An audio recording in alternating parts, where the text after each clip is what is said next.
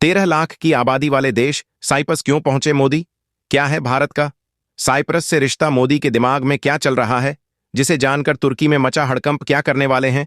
मोदी हर 20 साल में यहां पहुंचता है।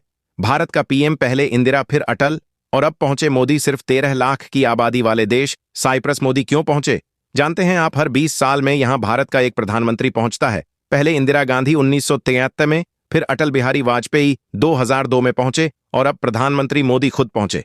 तुर्की ने पाकिस्तान का साथ दिया था, प्लेन क्रैश में भी तुर्की का नाम आया था, और अब खुद मोदी साइप्रस जाकर तुर्की के अंदर भगदड़ मचा दी है। 13 लाख की आबादी वाला साइप्रस कैसे तुर्की को साफ करेगा? उससे पहले आपको बताते हैं कि मोदी के साइप्रस पहुंचने के बाद क्या हुआ। साइप्रस और भारत की दोस्ती को ऐसे समझिए कि यह देश हमेशा यूएसएससी में भारत के लिए स्थायी सीट की मांग करता रहा है। इसके साथ ही न्यूक्लियर सप्लायर्स ग्रुप और इंटरनेशनल एटॉमिक एनर्जी एजेंसी में भारत की सदस्यता का लगातार समर्थन करता रहा है। इसके साथ ही Cyprus India Middle East Europe corridor का भी हिस्सा है। साइप्रस जब मोदी पहुंचे तो वहां पर वंदे मातरम और भारत माता की जय के नारे लगे। प्रधानमंत्री मोदी को साइप्रस ने अपने देश का सर्वोच्च सम्मान दिया है। साइप्रस के राष्ट्रपति निकोस क्रिस्टोडोलिडेज ने प्रधानमंत्री मोदी को साइप्रस के सर्वोच्च सम्मान grand cross of the year of Makarios से सम्मानित किया है और भारत को अपना बड़ा भाई बताया है। ये खबर सुनकर तुर्की में हड़कंप मच गया है, क्योंकि जिस भाषा में तुर्की समझेगा, भारत उसी भाषा में जवाब देगा। मोदी अब तुर्की को दूसरा पाकिस्तान बनाने जा रहे हैं। यह कैसे होगा, इसे समझिए।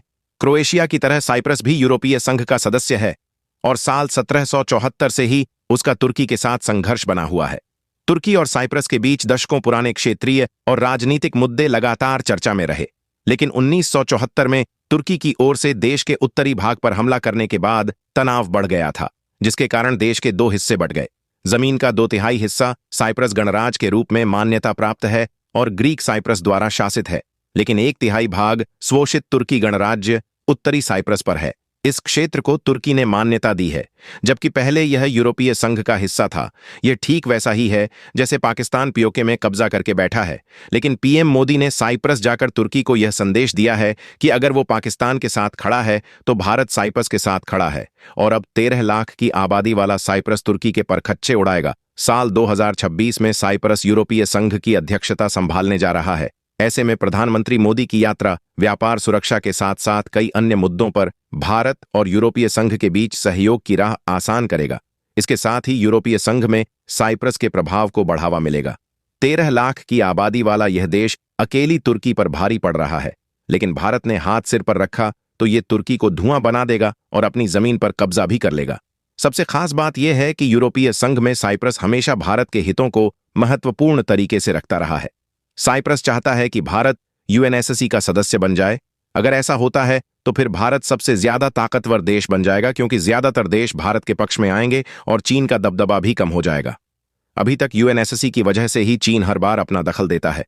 साइप्रस के जरिए अब भारत यूरोपीय संघ में अपना दबदबा बना रहा है, लेकिन तुर्की के लिए बुरी खबर है। साइप्रस को हथियार बनाकर भारत तुर्की से बदला ले सकता है। कहते जैसे को तैसा, तुर्की के साथ भी क्या वैसा ही होना चाहिए? अपनी राय आप कमेंट करके जरूर बताएं।